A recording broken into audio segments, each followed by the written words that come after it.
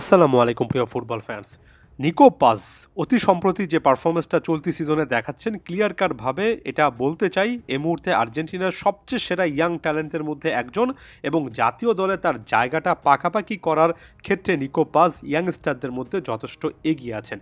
এ সিজনে ইতালির তুলনামূলক কম খ্যাতিসম্পন্ন একটা ক্লাব কোমোর জার্সিতে যেভাবে নিজেকে মেলে ধরেছেন অলরেডি 10টা গোলে কন্ট্রিবিউশন তার দেখেছি।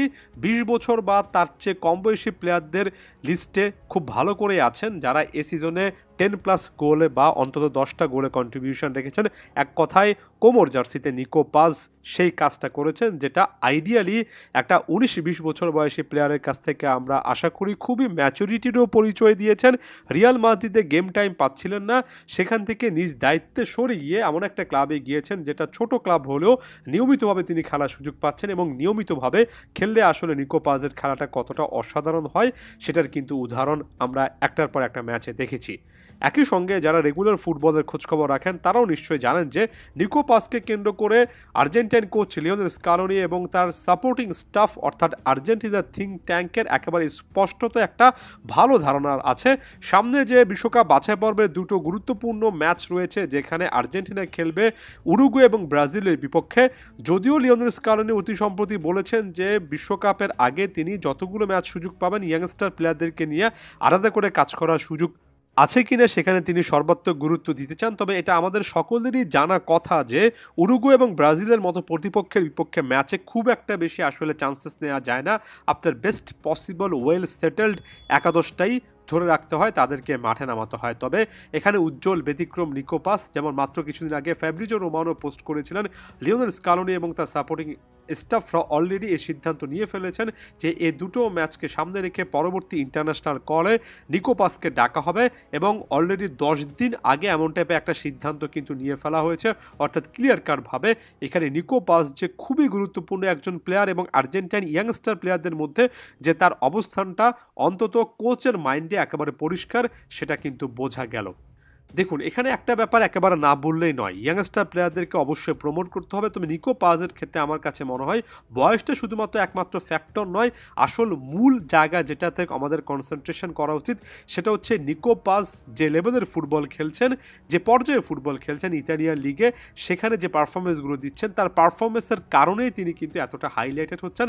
এমন অনেক প্লেয়ার রয়েছেন যারা কিনা নিকো পাজেরই এইজ ব্র্যাকেটে অর্থাৎ 19-20-21 বছর বয়স এই রেঞ্জের মধ্যে, কিন্তু তারা অতটা সমান গুরুত্ব হয়তো বা এখনও পাবেন না।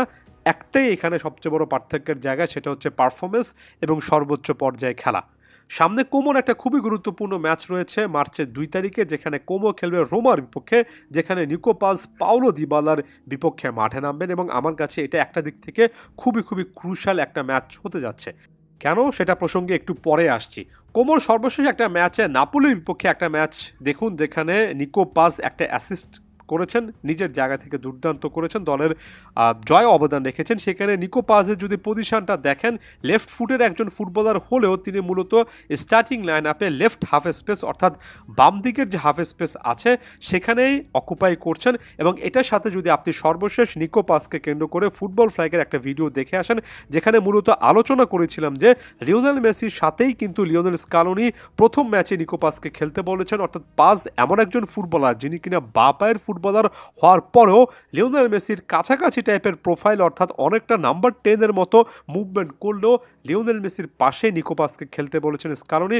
এর পেছনে একটা বড় কারণ ওই যে ফরমেশন পিকে আপনি দেখতে পাচ্ছেন নিকো পাজ একটু হলেও লেফট হাফ স্পেসে অপারেট করেন, যেখানে লিওনেল মেসি রাইট হাফ স্পেসে অনেক বেশি করে অপারেট করেন।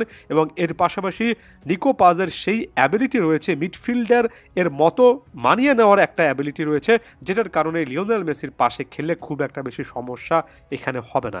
আমি কোনোভাবেই পাওলো দিবালাকে এখানে ছোট করে দেখছি না। তবে আমরা যারা ফুটবল কম বেশি বুঝি তারা সকলেই জানি পাওলো দিবালা এবং লিওনেল মেসির ক্ষেত্রে ব্যাপারটা একই রকম নয়। দুজনই একই স্পেস মাঠের একই জায়গাতে রান মেক করতে পছন্দ করেন, যে কারণে লিওনেল মেসি খেললে পাওলো দিবালার খেলাটা অনেকটা অনিশ্চিত হয়ে পড়ে। আমি একটু আগে কেন নিকো পাজকে পাওলো দিবালার পাশাপাশি রাখলাম, কোনোভাবে কম্প্যারিজন করছি না। পাওলো দিবালা ওয়েল এস্টাবলিশ অনেক অনেক সিনিয়র একজন ফুটবলার। তবে বাস্তবতা এটাই যে দিবালার আর্জেন্টিনা জাতীয় দলের জায়গাটা এই মুহূর্তে অনিশ্চিত। আমি হয়তোবা একটা সম্ভাবনার কথা বলছি, ভবিষ্যতে নিকো পাজের মতো কোনো একজন ইয়াংস্টারের কাছে দিবালাকে আরও একবার জায়গাটা হারাতে হতে পারে এবং বিশ্বকাপ যখন কাছাকাছি আসবে তখন স্কোয়াডে যখন নিকো পাজ নাকি পাওলো দিবালা এমন একটা ইকুয়েশন তৈরি হবে, তখন স্কালুনি হয়তোবা পাজের দিকে যাবেন, হয়তোবা পাওলো দিবালা এখানে নিজেকে আনলাকি হিসেবে দেখতে পারেন। ওয়ান্স অ্যাগেইন পাওলো দিবালা সিচুয়েশনটা আরও অনেক ভালো হবে, দিবালা দুর্দান্ত পারফরমেন্স করবেন, একজন দিবালা ফ্যান হিসেবে সে জিনিসটা বলছি। তবে একই সঙ্গে আপনাদেরকে এই জিনিসটা মনে করিয়ে দিচ্ছি যে ইয়াংস্টার ফুটবলার হিসেবে নিকো পাজের মতো যখন একজন উঠে আসছেন, এমন সিচুয়েশানে নিকো পাজকে পিক করা, তাকে প্রমোট করা কোনো দিক থেকে খারাপ কোনো কিছু নয়। আমার কাছে তো মনে হয় সামনের দিনগুলোতে আর্জেন্টিনার একাধিক সিনিয়র প্লেয়াররা ইয়াংস্টার প্লেয়ারদের কারণে যথেষ্ট পরিমাণ বিপদে পড়তে পারেন, কারণ পাইপলাইনে অনেক ট্যালেন্ট কিন্তু এই মুহূর্তে দেখা যাচ্ছে। ধন্যবাদ সবাইকে।